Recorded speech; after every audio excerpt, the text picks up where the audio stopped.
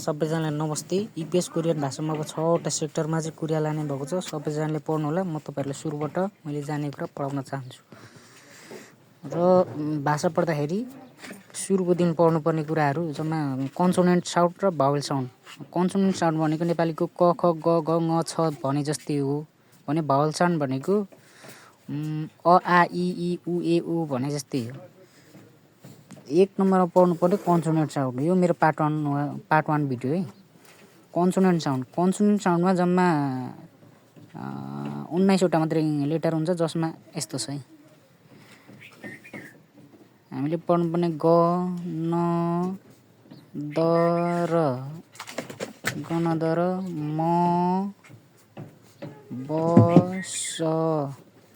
म बस अ ज छ ख थ फ ह। जम्मा हामीले यतिवटा पढ्नुपर्छ। हाम्रो कन्सोनेन्ट साउन्ड है, कन्सोनेन्ट साउन्ड जम्मा यसमा 19वटा हुन्छ। हामीले घोक्दाखेरि यसरी घोक्ने ग न द र म बस अ ज छ ख त फ ह। यसरी पढ्ने। ग न द र एकचोटि पढ्ने, म बस एकचोटि पढ्ने, अ ज छ एकचोटि पढ्ने, ख त फ अर्कोचोटि पढ्ने। ल यसलाई ग यसरी लेख्छ।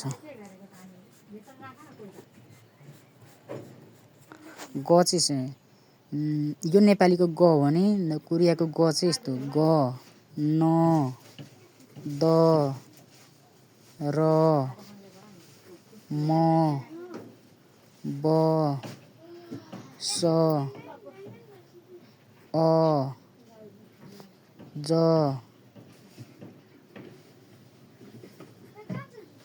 छ ख थ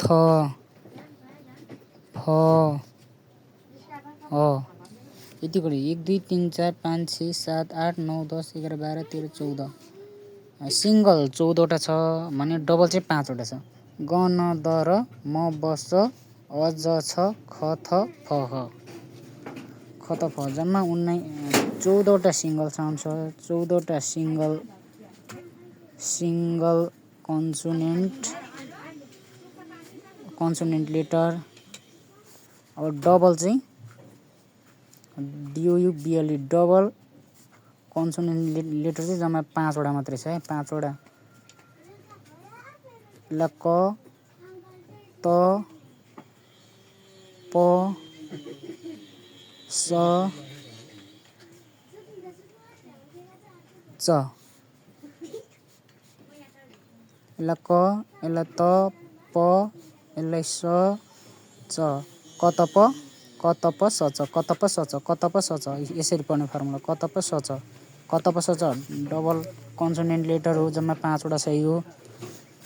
सिङ्गल कन्सोनेन्ट लेटर जम्मा 14वटा छ। ग न द र म बस अ ज छ ख थ फ ह। बुझ्नुभयो? अब पार्ट 2मा चाहिँ भावेल साउन्ड पढाउँछु है त।